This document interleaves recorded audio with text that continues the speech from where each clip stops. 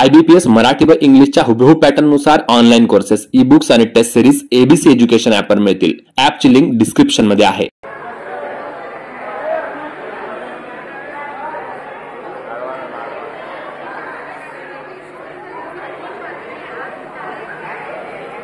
नमस्कार विद्यार्थी मित्रांनो. तर MPSC चालता बोलता सीझन 4 मध्ये मी प्रतीक वंदनावांकडे तुम्हा सर्वांचं पुन्हा एकदा सहर्ष स्वागत करतो. आणि आज आपण चौथ्या सीझनच्या 10व्या एपिसोडमध्ये आलो आहोत. अमरावती तसेच महाराष्ट्रातील सुप्रसिद्ध असे MPSC आणि UPSCचे फेमस शिक्षक मिलिंद लाहे सर यांच्या अकॅडमीमध्ये. चला तर कुठलाही वेळेचा विलंब न करता थेट आपण स्पर्धेला सुरुवात करूया.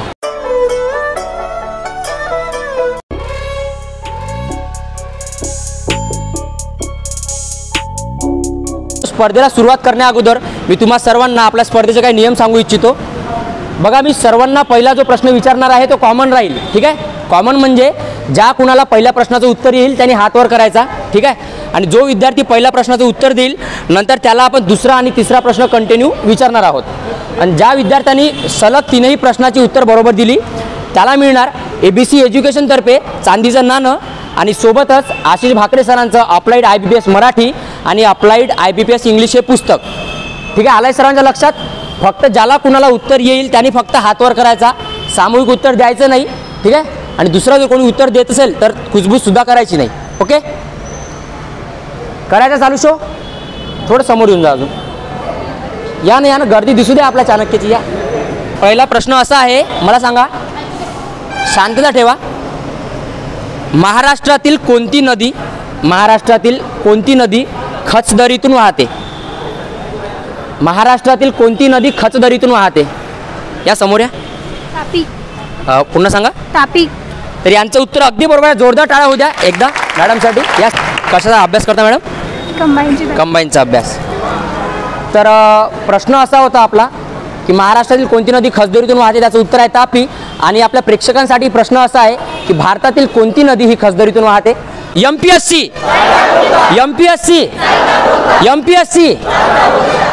नुकत्याच प्रकाशित झालेल्या अहवालानुसार बिबट्यांची संख्या कोणत्या राज्यात सर्वाधिक आहे? मध्य प्रदेश असं याचं उत्तर आहे. आणि उत्तर अगदी बरोबर आहे. जोरदार टाळ्या होऊ द्या.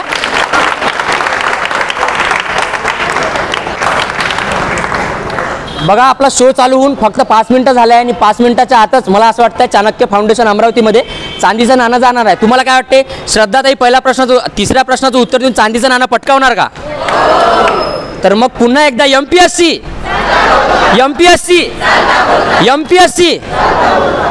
चला, तर ताईंसाठी तिसरा आणि चांदीच्या नाण्यासाठी शेवटचा प्रश्न आहे.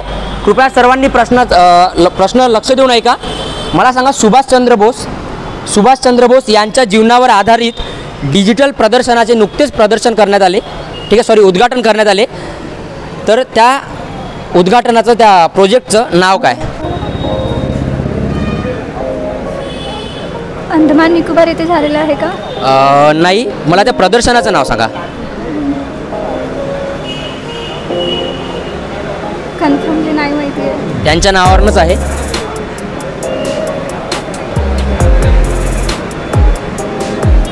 सुभाषचंद्र बोस कॉरिडॉर झालेला आहे का? नाही. इकडे येते कोणाला उत्तर? सुभाषचंद्र बोस यांच्या जीवनावर आधारित नुकतेच डिजिटल प्रदर्शनाचे उद्घाटन झाले. तर त्या प्रदर्शनाचं नाव काय? येते इकडे कोणाला? इकडे मुलींमध्ये येत आहे का? तर बघा, त्याचं उत्तर असं आहे सुभाष अभिनंदन. ठीक आहे. तर सुभाष वाचलं होतं कोणी? सुभाष अभिनंदन करंट अफेअर 3-4 दिवसा अगोदरच करंट अफेअर आहे बघा. चला, तर पुन्हा एकदा पुढच्या फेरीसाठी सर्वांसाठी सामूहिक प्रश्न असा आहे. मला सांगा, आर्टिकल 72. ठीक आहे. आता येत आहे आवाज? आर्टिकल 72 कशाशी निगडित आहे? सर, आपण राष्ट्रपतीकडे विसरली. सांगा ना, डायरेक्ट सांगा. म्हणजे पूर्ण डिटेलमध्ये नका सांगू. कशासाठी म्हणजे कशाशी आपला संबंधित आहे आर्टिकल 72? आपण नाही का राष्ट्रपतीकडे नाही का दयेचा अर्ज करू शकतो.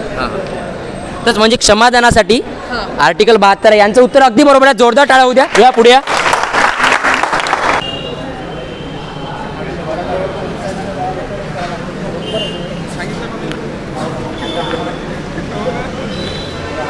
महाराष्ट्रामध्ये एकूण पंचायत समितींची संख्या किती? पंचायत समिती हो हो, पंचायत समिती. 251 नाही 451. नाही, इकडे येते कोणाला? 455. नाही 241. नाही आता खूप उत्तर झाली. इकडे कोणाला? मुलांमध्ये. महाराष्ट्रामध्ये पंचायत समितींची संख्या किती? महाराष्ट्रामध्ये पंचायत समितींची संख्या किती आहे? येतं इकडं? 251. नाही. तर बघा इकडे येतं कोणाला? मुलींमध्ये. महाराष्ट्रामध्ये पंचायत समितींची संख्या किती? 325. नाही. तर बघा याचं उत्तर असं आहे 351. ठीक आहे. दामिनी यांनी 251 असं उत्तर दिलं होतं, पण त्याचं उत्तर 251 नसून 351 असं उत्तर आहे. तर आपल्या प्रेक्षकांसाठी प्रश्न आहे की महाराष्ट्रामध्ये एकूण नगर परिषद नगरपंचायती संख्या किती? तर कृपया ज्यांना कोणाला उत्तर येत असेल त्यांनी कमेंट बॉक्समध्ये मला उत्तर सांगा.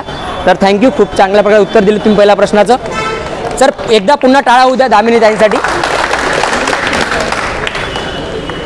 इकडे मुलांमध्ये कोणी उत्तर देत नाही आहे. कोणते विषय झाले आहे तुमचे मला सांगा. कशावर विचारू? आवाज नाही येत आहे का? ठीक आहे ठीक आहे. तर बघा मला सांगा तुम्ही, क्षेत्रफळाच्या दृष्टीने भारत हा जगातील कितव्या क्रमांकाचा देश आहे? प्रश्नाचं उत्तर अगदी बरोबर आहे. तर प्रश्नाचं उत्तर 7 असं त्यांनी दिलं आहे. तर बघा पुन्हा एकदा तुम्ही सर्वांसाठी तुमच्या जोरदार टाळ्या होत्या, कारण की प्रश्नाचं उत्तर अगदी बरोबर आहे. तर बघा हा एकदम साधा आणि सरळ सोपा प्रश्न होता. तर बघा पुन्हा एकदा सर्वांसाठी सामूहिक प्रश्न. ठीक आहे. फक्त ज्याला कोणाला उत्तर येईल त्यांनी फक्त हात वर करायचा. तर मला सांगा 1870 साली सार्वजनिक सभेची स्थापना कोणी केली?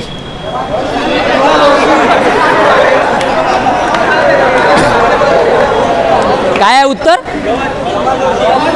गवा जोशी. पूर्ण नाव? ठीक आहे. तर कृपया करून प्रश्नाचं उत्तर अगदी बरोबर आहे.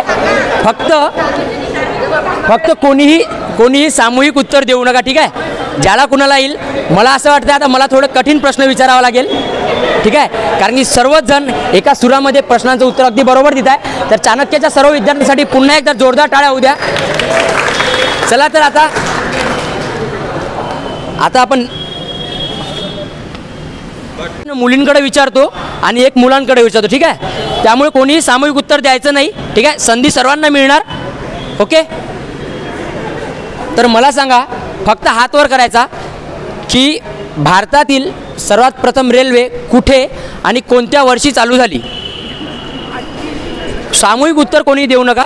मुंबई ते ठाणे. कोणत्या वर्षी चालू झाली? 53 मध्ये 1953. नाही, उत्तर चुकीचं आहे.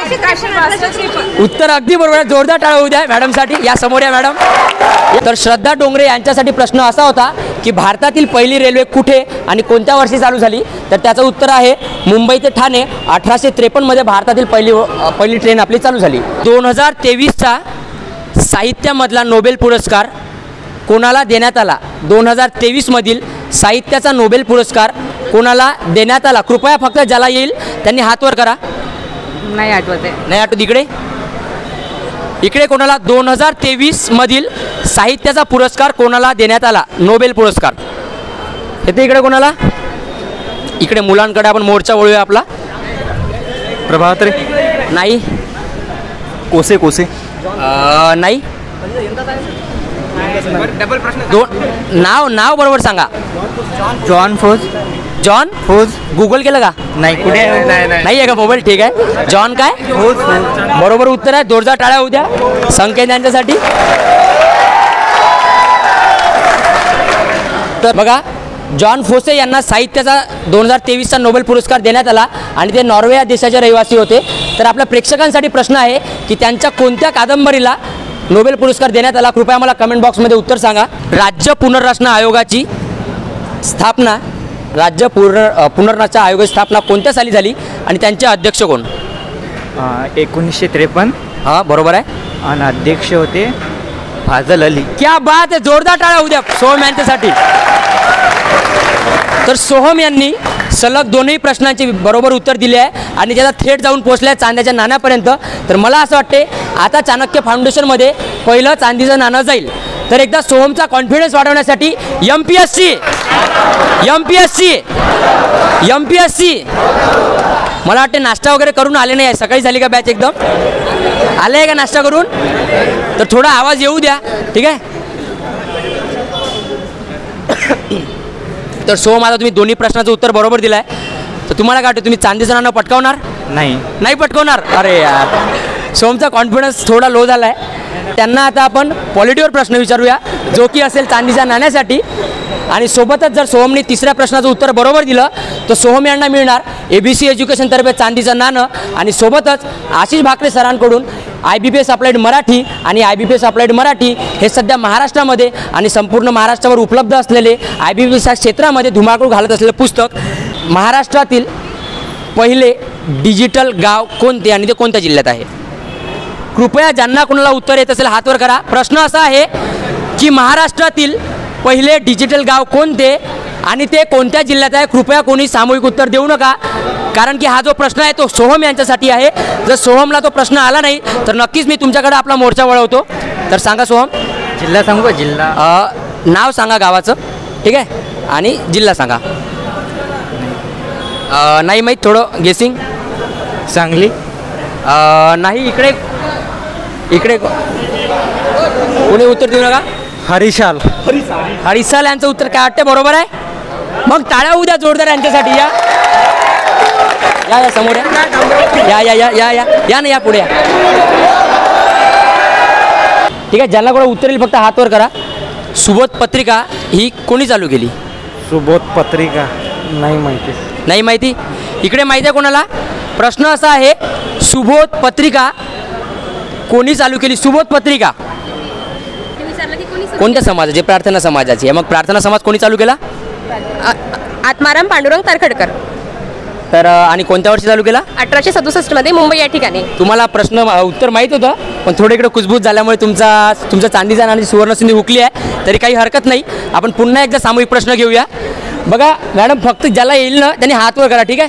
कारण कसं आपल्या मित्रमैत्रिणींनासुद्धा त्यांच्या चांदीचं नाणं पटकावण्याची सुवर्णसंधी हुकू नका देऊ. रमय, काही हरकत नाही, खूप छान प्रकारे तुम्ही उत्तर दिलं, येऊ शकता तुम्ही. तर बघा पुन्हा एकदा मला सांगा, लक्ष द्या सर्वांनी. प्रश्न असा आहे, यमुना पर्यटन, ठीक आहे, यमुना पर्यटन ही कादंबरी कोणत्या लेखकाने लिहिली?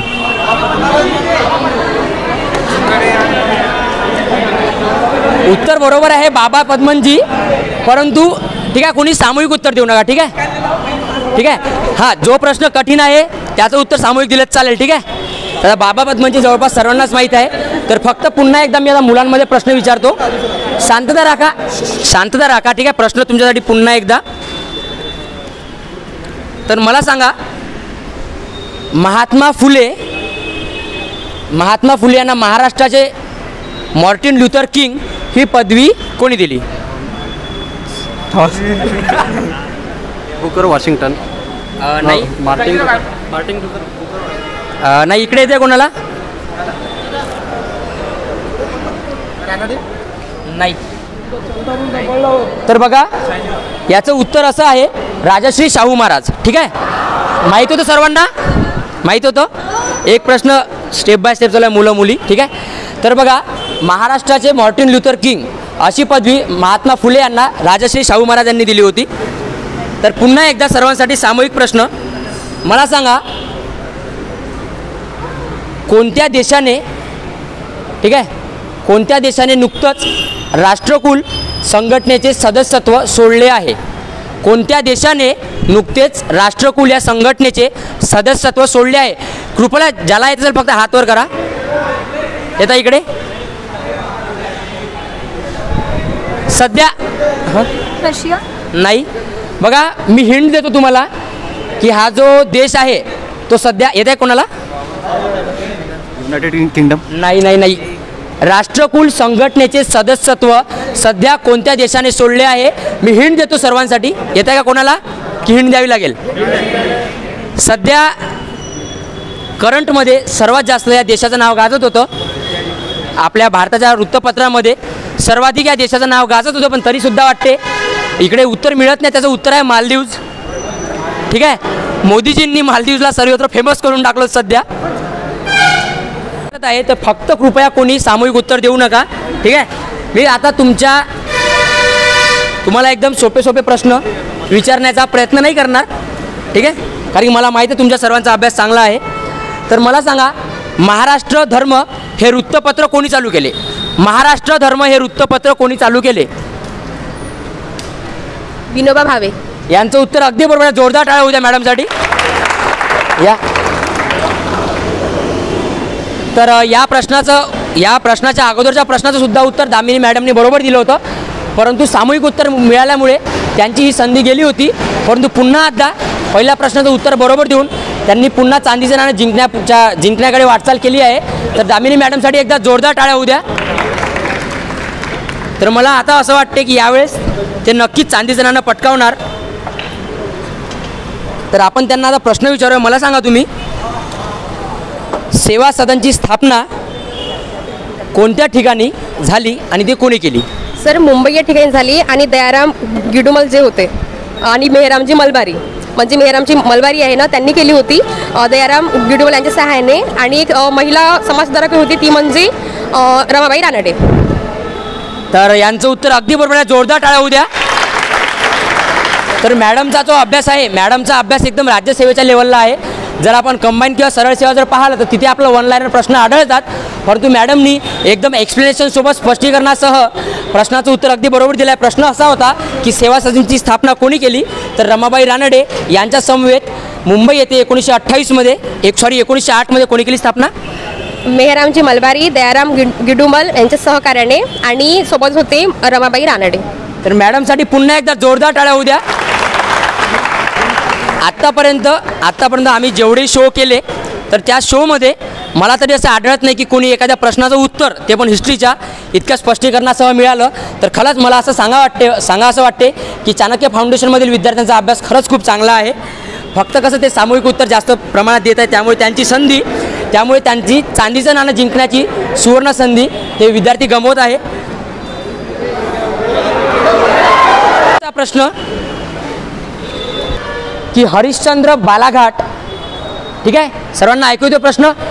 हरिश्चंद्र बालाघाट या डोंगर रांगेमुळे कोणत्या दोन नद्यांचे खोरे? प्रश्न मॅडमसाठी आहे, त्यामुळे कोणीही उत्तर देऊ नका.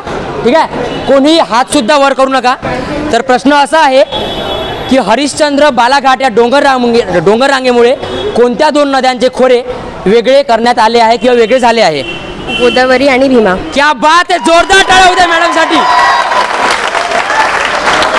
तर दामिनी मॅडमनी तीनही प्रश्नाचं सलग अचूक उत्तर देऊन पटकावलेलं आहे चांदीचं नाणं.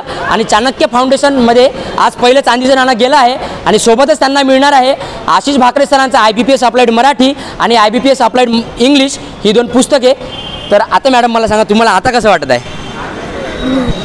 सर, स्टार्टिंगला तर मनामध्ये खूप भीती होती की येणार नाही म्हणून, पण मनात विचार केला होता आला तरी आपलं, नाही आलं तरी आपलंच, बरोबर म्हणून. आणि मला सांगा, आपल्या शोविषयी प्रेक्षकांना काय सांगाल तुम्ही? म्हणजे कोणत्या पॉईंट ऑफ आपला हा शो कसा आहे, म्हणजे स्पर्धा आपली? सर, एक आहे की चालता बोलतामधून आपण किती स्टडी करते, काय करते, आपलं नॉलेज काय आहे, म्हणजे ते माहीत पडते. सोबतच आपलं म्हणजे काट्यानी पाती ठरते. जसं क्वेश्चन विचारतात, डेट्स आपल्या लक्षात राहत नाही, कारण की हिस्ट्रीच्या डेट्स इतके कॉम्प्लिकेटेड असतात की आपल्याला लक्षातच नाही राहत. बरोबर. मग त्याच्यामुळे पण एक रिव्हिजन होऊन जाते, आठवते आपल्याला. तो म्हणजे चालता बोलता शो आहे तो चांगलाच आहे MPSCच्या दृष्टिकोनातून. आणि आपला अमरावतीचा शो आहे, खास अमरावतीमध्ये चालू झालेला. हा सर, म्हणजे आधी माझा दादा करत होता, शुभम गावंडे. अच्छा. त्याच्यामुळे मी आधी पण बघायची. अच्छा. आणि मला आधीपासून आवड होती, पण मला असं कधी वाटलं नाही की मी प्रत्यक्षात कधी चांदीचं नाणं म्हणजे पटकवू शकणार म्हणून. स्पेशल थँक्स टू MPSC चालता बोलता अँड चाणक्य फाउंडेशन. तर मित्रांनो, आपल्या मागच्या सीझनचे जे अँकर होते शुभम कृष्णा गावंडे, ज्यांची नुकतीच आता सातारा येथील रयत शिक्षण संस्थेमध्ये जिल्हा परिषदचे शिक्षक म्हणून नियुक्ती झाली आहे. तर त्यांच्या या बहिणी आहेत, तर त्यांनी चांदीचं नाणं पटकावलं आहे. तर पुन्हा एकदा जोरदार टाळ्या त्यांच्यासाठी होऊ द्या. नाव दामिनी महाजन. हे पकड एक मिनटं. हे तर मी आता आपल्या चाणक्य फाउंडेशनमध्ये सायन्स शिकवणारे सर्वांचे लाडके अविनाश पट्टेवार सर यांना विनंती करतो की कृपया त्यांनी दामिनी मॅडमला ABC एज्युकेशनतर्फे मिळणारं चांदीचं नाणं आणि तसेच आशिष भाकरे सरांचं IBPS अप्लाइड मराठी आणि IBPS अप्लाइड इंग्लिश हे पुस्तक त्यांनी दामिनीला प्रदान करावं. सर या.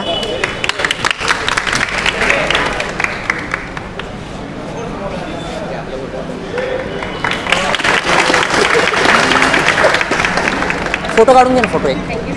आणि महाराष्ट्रात असो किंवा गावात असो किंवा तालुक्यात असो आपण पाहतो की सर्व क्षेत्रामध्ये सध्या मुली ह्या मुलांपेक्षा पुढे जात आहे. ठीक आहे. तर आता मी अशी आशा बाळगतो, ठीक आहे, मुलींमध्ये एक चांदीचं नाणं गेलं आहे तर मुलांमध्ये सुद्धा दुसरं चांदीचं नाणं जाईल का आता आपण हे बघूया. आणि नाही गेलं तर मुलींमध्ये तर जाणारच आहे असं तर मला वाटत आहे. ठीक आहे. तर पुन्हा एकदा चांदीच्या दुसऱ्या नाण्याच्या फेरीसाठी आपण खेळायला सुरुवात करूया. तर MPSC चला तर आता सर्वांसाठी पुन्हा एकदा पहिला प्रश्न असा आहे. तर मला सांगा 52 दरवाजाचे शहर, ठीक आहे, 52 दरवाजाचे शहर म्हणून कोणते शहर प्रसिद्ध आहे? अचलपूर. नाही. उत्तर अगदी बरोबर आहे. बुलंदशहर. त्यांचं उत्तर बरोबर आहे. या पुढे या. तर बघा तुमच्यासाठी दुसरा प्रश्न आहे, भूगोलाचा प्रश्न आहे. मला सांगा, फक्त प्रश्न नीट आहे का सर्वांनी?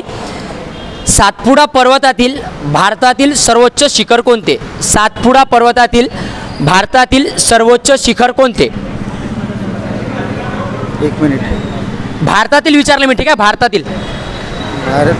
भारतातील ना? हो. फक्त कोणी कुजबूज करू नका, उत्तर देऊ नका. प्रश्न दादांसाठी आहे. भारतातील इकडे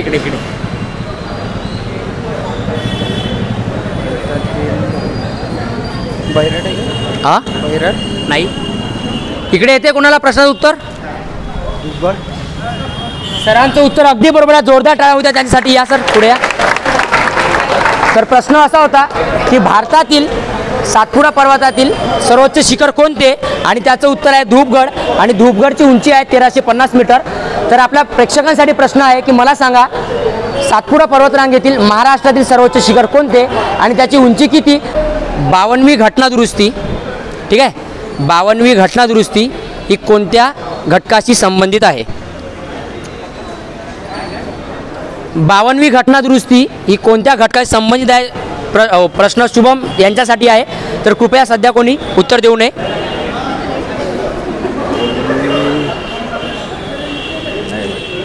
करा विचार करा.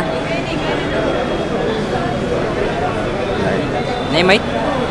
इकडे 52वी घटना दुरुस्ती 1985 पक्षांतरबंदी कायद्याशी संबंधित आहे. यांचं उत्तर अगदी बरोबर आहे. जोरदार टाळ्या होऊ द्या. तर 52वी जी घटना दुरुस्ती आहे 1985. भारतातील क्रीडा धोरण राबवणारे पहिले राज्य कोणते? क्रीडा धोरण राबवणारे भारतातील पहिले राज्य कोणते? महाराष्ट्र. यांचं उत्तर अगदी बरोबर आहे. जोरदार टाळ्या होऊ द्या. तर प्रश्न असा होता की भारतातील क्रीडा धोरण राबवणारे पहिले राज्य कोणते आणि त्याचं उत्तर आहे महाराष्ट्र. तर मॅडम पुन्हा एकदा चांदीचं नाणं पटकवण्याच्या अगदी जवळ येऊन पोहोचल्या आहात. तर श्रद्धा मॅडमसाठी पुन्हा एकदा जोरदार टाळ्या होऊ द्या. तर त्यांच्यासाठी आता शेवटचा प्रश्न व्हिटॅमिन B1, ठीक आहे, व्हिटॅमिन म्हटल्याबरोबर आवाज चालू झाला सरांकडून, ठीक आहे. तर व्हिटॅमिन B1च्या कमतरतेमुळे कोणता रोग होतो? खूप मॅडमसाठी प्रश्न आहे त्यामुळे कोणी हातवर करू नका. इकडे दाखव, कॅमेरा फिरव, सर्व इकडं मुलांकडे फिरव. तर प्रश्न असा आहे की व्हिटॅमिन B1च्या कमतरतेमुळे, ठीक आहे, कोणता रोग होतो? बेरी. क्या बात आहे. मॅडमने तिसऱ्या प्रश्नात सुद्धा उत्तर अगदी बरोबर दिलं आहे आणि त्यांनी पटकावलं आहे चांदीचं नाणं. तर मॅडमला मिळते ABC एज्युकेशनतर्फे चांदीचं नाणं आणि सोबतच आशिष भाकरे सरांचं IBPS अप्लाइड मराठी आणि IBPS अप्लाइड इंग्लिश हे पुस्तक तर चाणक्य फाउंडेशन अमरावतीमध्ये सलग दुसऱ्यांदा मुलींमध्ये चांदीचं नाणं गेलं आहे. तर त्याकरिता मी त्यांचे खूप खूप स्वागत करतो. मॅडम, कसं वाटतं तुम्हाला चांदीचं नाणं जिंकल्यानंतर? मॅडम ते आधी गेली होती सर, मी 2 क्वेश्चन बरोबर आन्सर देऊन तिसरा क्वेश्चन तुम्ही फार कठीण विचारलं मला. कठीण प्रश्न विचारला होता. मी जो वाचण्यामध्ये नव्हता गेला माझा. आशिष सरले बोलवा. चांदीचं आम्ही देतो सोन्याचं चाणक्यकडून. सर हे असं करा थोडं हॅलो या समजू हो हो. तर मित्रांनो श्रद्धा मॅडम यांनी सलग 3 प्रश्नाचं उत्तर बरोबर देऊन पटकावलं आहे चांदीचं नाणं. तर मी आपल्या चाणक्य फाउंडेशनचे मॅनेजर श्री आशिष चेकाळे सरांना विनंती करतो की त्यांनी श्रद्धा मॅडमला ABC एज्युकेशनतर्फे मिळणारं चांदीचं नाणं आणि सोबतच IBPS अप्लाइड मराठी आणि IBPS अप्लाइड इंग्लिश हे पुस्तक प्रदान करावं. जोरदार टाळ्या होत्या मॅडमसाठी. अज्ञातवासी म्हणून कोण ओळखले जाते? अज्ञातवासी म्हणून कोणास ओळखले जाते? इथं इकडे कोणाला? मुलींमध्ये इकडे नाही. केरकर पूर्ण नाव? पूर्ण नाव माहीत आहे? नाही. काही हरकत नाही. सोहम यांनी पहिल्या प्रश्नाचं उत्तर अगदी बरोबर आहे. सोहमसाठी जोरदार टाळ्या होऊ द्या. तर प्रश्न असा होता की अज्ञातवासी म्हणून कोण ओळखले जाते? तर अज्ञातवासी म्हणून दिनकर गंगाधर केळकर हे ओळखले जातात. आणि सोहम यांनी पहिल्या प्रश्नाचं उत्तर अगदी बरोबर दिलं आहे. तर सोहम यांच्यासाठी जोरदार टाळ्या होऊ द्या एकदा. आता करंट अफेअरमधला प्रश्न आहे. तर आजचाच प्रश्न आहे. वाचला आज करंट अफेअर? नाही वाचलं काही हरकत नाही, वाचत चला. तरीसुद्धा कालचा प्रश्न विचारतो मी तुम्हाला, ठीक आहे? कालच्या करंट अफेअरचा मला सांगा, भारतीय निवडणूक आयोगाची राष्ट्रीय दिव्यांग आदर्श म्हणून प्रश्न असा आहे, भारतीय निवडणूक आयोगाची राष्ट्रीय दिव्यांग आदर्श म्हणून कोणाची निवड करण्यात आली आहे? हिंट देतो बघा. प्रश्न असा आहे की भारतीय निवडणूक आयोगाची राष्ट्रीय दिव्यांग आदर्श म्हणून कोणाची निवडणूक करण्यात आली आहे? तर प्रश्न असा आहे की त्यांनी पॅरा ऑलिम्पिक्समध्ये गोल्ड जिंकलेला आहे, ठीक आहे? आता पॅरा ऑलिम्पिक्स नाही, पॅरा एशियन गेम्स, ठीक आहे? तर पॅरा एशियन गेम्समध्ये त्यांनी गोल्ड पटकावलेला आहे. दिशा नाही. त्यांना अर्जुन पुरस्कार सुद्धा मिळालेला आहे. नाही. इकडे येते कोणाला येते? शीतल देवी. क्या बात आहे, उत्तर अगदी बरोबर आहे. जोरदार टाळ्या होऊ द्या. नाव आपलं? शेख मुजाहिद. तर शेख मुजाहिद यांनी पहिल्या प्रश्नाचं उत्तर अगदी बरोबर दिलं आहे. स्वदेशी वस्तू प्रचारिणी सभा यांच्या अध्यक्षपदी कोण विराजमान होते? नाही माहिती. इकडं कोणाला माहिती आहे? स्वदेशी वस्तू प्रचारिणी सभा यांचे अध्यक्ष कोण? मुलांमध्ये इकडे माहीत आहे? लोकमान्य टिळक. क्या बात आहे, उत्तर अगदी बरोबर आहे. तर पुन्हा एकदा बघा, आता हा आपली शेवटची फेरी आहे आणि आता या प्रश्नाचं उत्तर सोहम यांना आलं तर आपण खेळ पूर्ण करू, नाहीतर आपण इथेच थांबूया. झेवियर माइली हे कोणत्या देशाचे नवीन राष्ट्रपती बनले आहे? Xavier Miley. अर्जेंटिना आहे ना? काय नावात मिस्टेक. क्या बात आहे, यांचं उत्तर अगदी बरोबर आहे. तर याचं उत्तर आहे अर्जेंटिना. तर MPSC तर आजचा आपला MPSC चालता बोलता सीझन 4 मधील 10व्या एपिसोडमधला हा शेवटचा प्रश्न.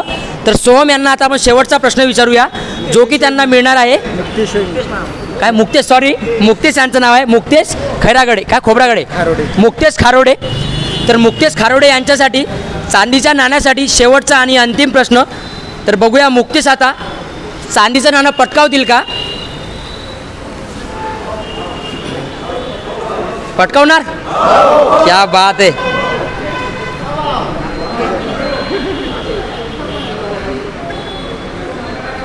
तर मुक्तेश तुमच्यासाठी करंट अफेअरचा प्रश्न आहे. तर मला सांगा, संसदेच्या नवीन इमारतीत सोपा प्रश्न आहे, सर्वत्र गाजलेला प्रश्न आहे, ठीक आहे? त्यामुळे काही आवाज काढण्याची काही गरज नाही, ठीक आहे? तर मला सांगा, संसदेच्या नवीन इमारतीत सादर होणारे पहिले विधेयक कोणते? महिला महिला काय विधेयक. नाव त्या विधेयकाचं नाव. कोणीही कुजबूज करू नका, उत्तर देऊ नका. चांदीच्या नाण्यासाठी प्रश्न आहे. मला विधेयकाचं नाव सांगा. महिलांसाठी आहे, महिला आरक्षणासंबंधित ते विधेयक आहे. कृपया कोणी उत्तर सांगू नये. ठीक आहे. आम्ही चांदीचं नाणं देण्यासाठीच आलो आहोत आणि मुलांमध्ये सुद्धा नाणं जावं अशी आमची इच्छाच आहे. तर माझ्याकडे पाहून सांगा, इकडे बघू नका महिलांमध्ये. तर संसदेच्या नवीन इमारतीत सादर होणारे पहिले विधेयक कोणते? श्रीवंदन आहे का? नाही नारी शक्ती. क्या बात आहे. दादांचं उत्तर अगदी बरोबर आहे. तर शेवटी त्यांनी उत्तर बरोबर दिलं आहे. तर प्रश्न असा होता की संसदेच्या नवीन इमारतीत सादर होणारे पहिले विधेयक कोणते? त्याचं उत्तर आहे नारी शक्ती वंदन अधिनियम. आणि मुकेश यांनी उत्तर बरोबर दिलं आहे. तर मुकेशसाठी पुन्हा एकदा जोरदार टाळ्या होऊ द्या. तर बघा, तर मुक्तीस आता मला सांगा, तुम्हाला कसं वाटत आहे?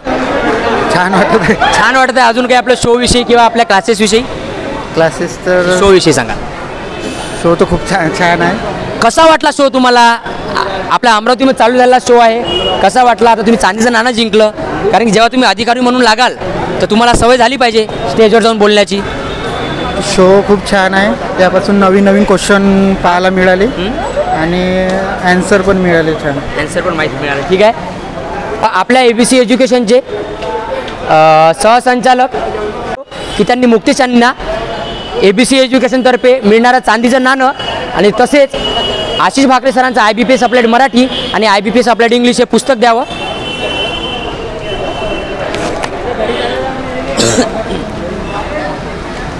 या इकडे या.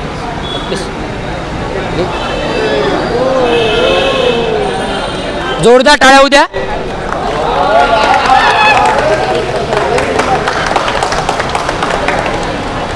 ठीक आहे.